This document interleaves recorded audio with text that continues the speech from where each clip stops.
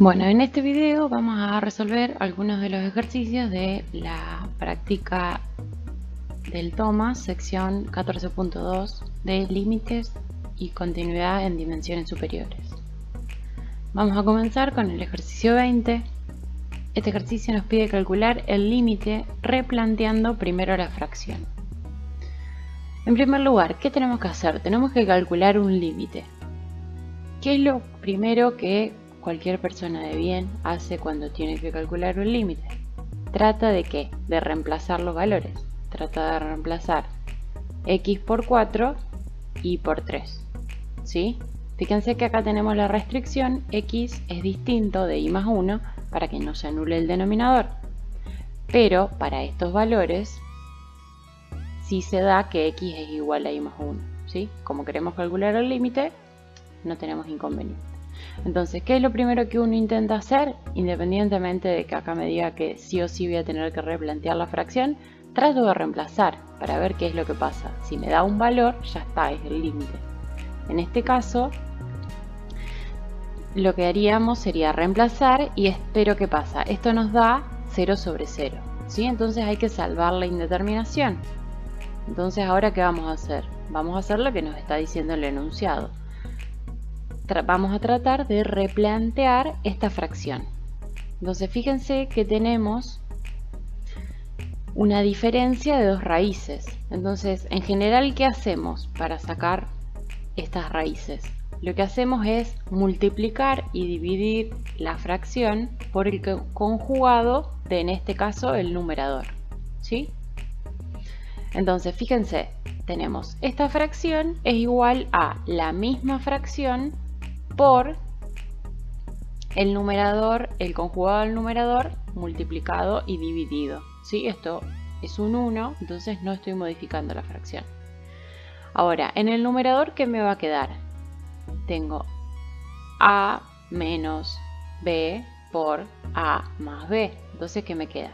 A cuadrado menos b cuadrado. Es una diferencia de cuadrados. ¿Sí?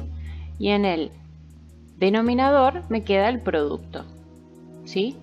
Entonces simplifico el numerador, me queda x cuadrado menos, ahí la raíz se me simplifica con el cuadrado y me queda menos y más 1, que si distribuyo el menos me quedaría menos y menos 1. Fíjense ahora que nos quedó x menos 1 menos y menos 1 sobre x menos y menos 1. Podemos simplificar, ¿sí? Entonces finalmente esta fracción es igual a ¿qué? Es igual a esta fracción, 1 sobre la raíz de x más la raíz de y más 1. Entonces, de esta igualdad tenemos que el límite que queríamos calcular es igual al límite de esta nueva fracción, que ahora sí podemos reemplazar la x por el 4, la y por el 3 y nos queda 1 sobre 4. ¿Sí? Con esto calculamos el límite del primer ejercicio. Pasemos ahora al ejercicio 32A. Lo que nos dice es, nos pregunta, ¿en qué puntos x y del plano la función es continua? ¿Sí? Tenemos una f de x y que es igual a x más y sobre x menos y. Entonces, tenemos un cociente, ¿qué es lo que tenemos que ver? Tenemos que ver cuando el denominador se hace 0. Claramente el denominador se hace 0 cuando x es igual a y. Entonces esos valores hay que excluirlos del dominio. ¿Sí? Entonces lo primero que hacemos es calcular este dominio. Entonces, ¿qué nos queda? Que el dominio de f es todo el plano menos la recta x igual y. ¿Sí? ¿Tenemos algún otro inconveniente en esta función como para que la función no sea continua en ese punto? No, ya tenemos solo una fracción y vimos que donde el denominador se hace 0, esto nos da el dominio de la función. Entonces, ¿qué conclusión tenemos en este ejercicio? F es continua en todo su dominio. ¿Y cuál es todo su dominio? Podríamos reescribirlo de esta forma. Son todos los xy que pertenecen a R2, tales que x es distinto de y.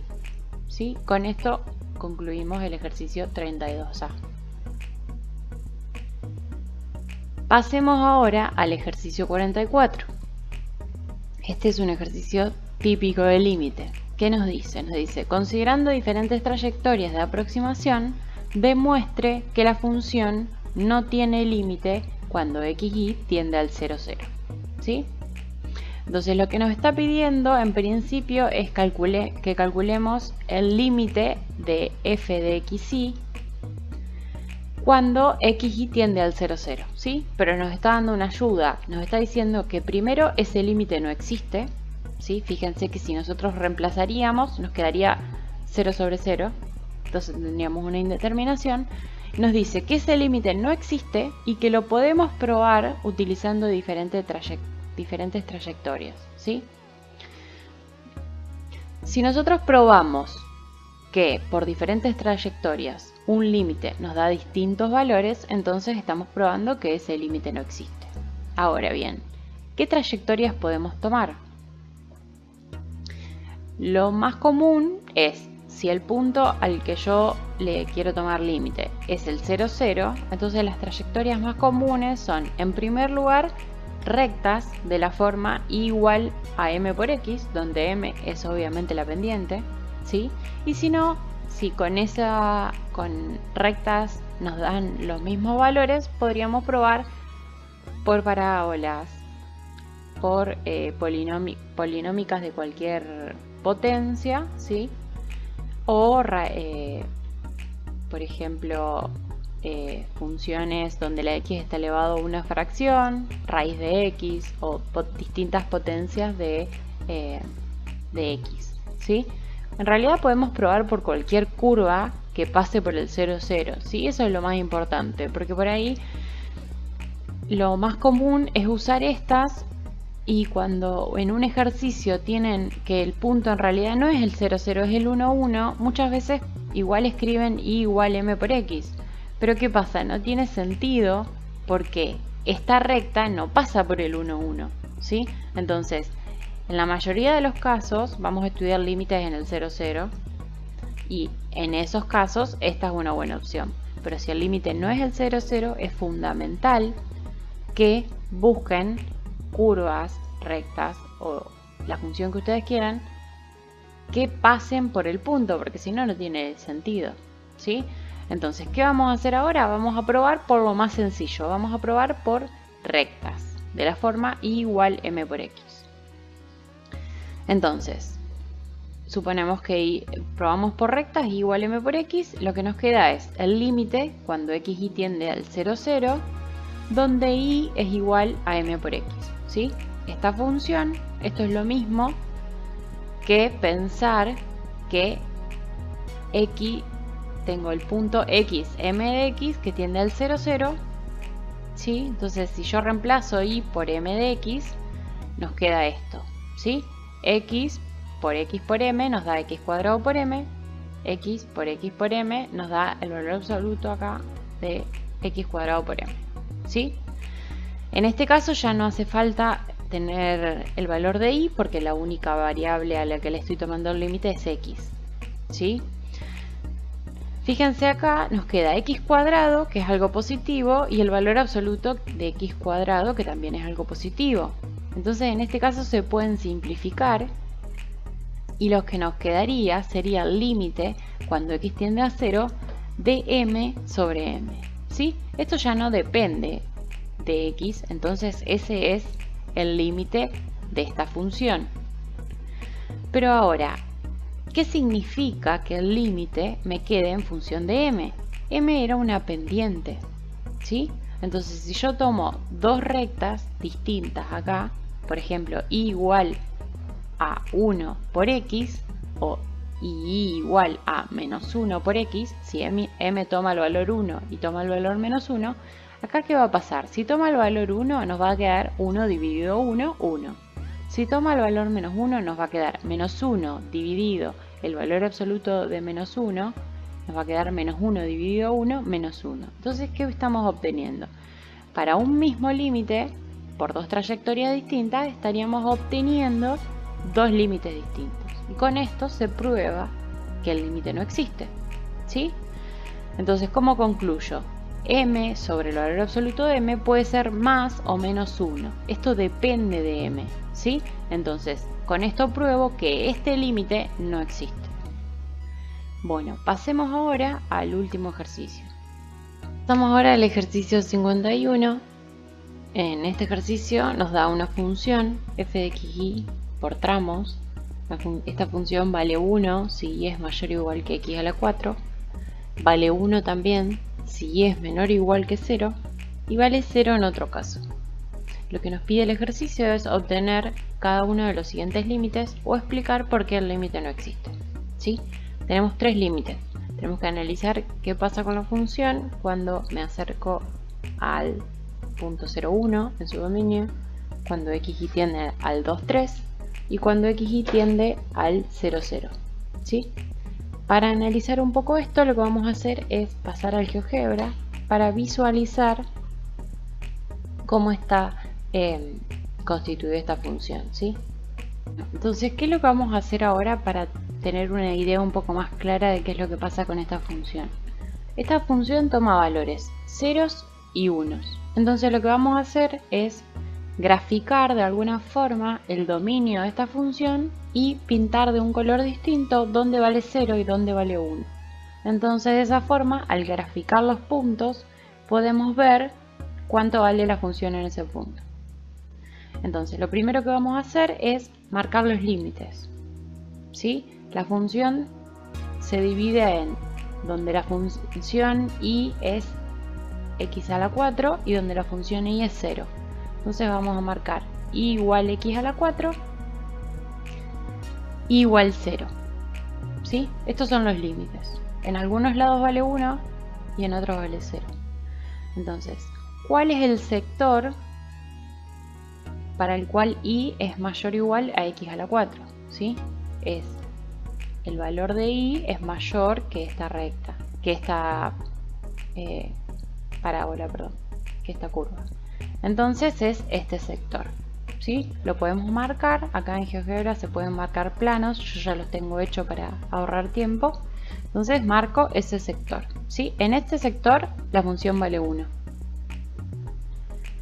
Y en este sector, para los y menores que 0, ¿sí? La función también vale 1. Entonces tenemos la función vale 1 en este sector y en este sector. Y en esto que me quedó blanco vale 0, ¿sí? Entonces ahora marquemos los puntos. El primer punto que nos pedía marcar era el 0,1, ¿sí? Fíjense, el 0,1 está contenido en el sector donde la función vale 1, ¿sí? Si yo tomo acá, me puedo acercar por cualquier dirección, puedo tomar una circunferencia centrada en el 0,1 y esa circunferencia va a estar totalmente contenida en un sector donde la función vale 1, ¿sí? Entonces este límite, está claro, va a ser 1. El segundo límite que nos pedía definir es el 2,3, ¿sí? De nuevo, ahora en este caso el punto está definido en el sector donde la función vale 0, ¿sí? Entonces, de nuevo, está claro que si yo puedo tomar una circunferencia del radio delta que yo quiera y siempre va a estar contenido toda esa circunferencia de un radio menor que 0,5, por ejemplo, siempre va a estar contenido en un sector donde la función vale 0, ¿sí? Entonces este límite es claro que es 0, ¿sí? Ahora, por último, nos pedía el límite en 0,0, ¿sí? Y acá ya tenemos algunos inconvenientes, porque fíjense que si nosotros nos vamos acercando, ¿sí? Sabemos que puede haber algunas curvas que vengan por acá para los cuales el límite va a ser 0. Y si yo tengo, por ejemplo, me acerco a lo largo del eje Y, el límite va a ser 1, por arriba o por abajo, pero por acá probablemente sea 0. Entonces eso es lo que les va a quedar a ustedes para probar, ¿sí? Yo les sugiero, fíjense, acá estamos, esta curva es x a la 4, Una curva que esté por debajo de esa es, por ejemplo, una parábola x a la 2, ¿sí? Entonces, grafíquenlo si quieren y fíjense cómo si yo me acerco al punto 0, 0 por y igual x al cuadrado, el límite va a ser 0, y si me acerco por el eje y, el límite va a ser 1. En ese caso, ¿qué vamos a concluir? Que el límite de esta función en 0, 0 no existe. Entonces, en función de lo que vimos, tenemos que el límite cuando xy tiende al 0, 1 es tf de x es 1, el límite de f de x cuando xy tiende al 2, 3 es 0, y lo que le restaría probar es que el límite de f de xy cuando xy tiende al 0, 0 no existe. Bueno, con eso terminamos con esta sección. Nos vemos en el foro de consultas.